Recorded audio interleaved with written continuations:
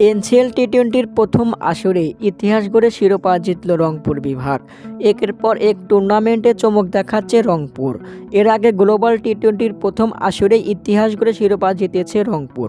Global টি-20 ও NCL টি-20 এ দুই টুর্নামেন্টে যদিও ছিল খেলোয়াড়রা ভিন্ন, তবে দলের নামটা ছিল একটাই, রংপুর। প্রথমবারের মতো এনসিএল টি-20 টুর্নামেন্ট আয়োজন করে বিসিবি। আসরটিতে 8টি দল অংশগ্রহণ করে।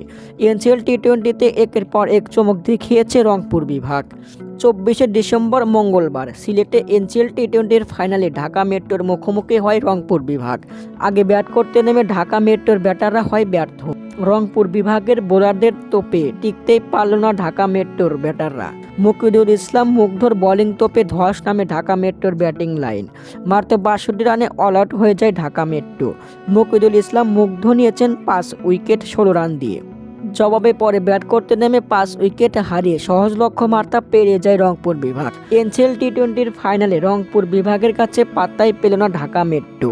ফাইনালে ঢাকা মেট্রোকে 5 উইকেটে হারিয়ে এনসিএল টি-20-র প্রথম আসরে ইতিহাস গড়ে শিরোপা জিতল রংপুর বিভাগ।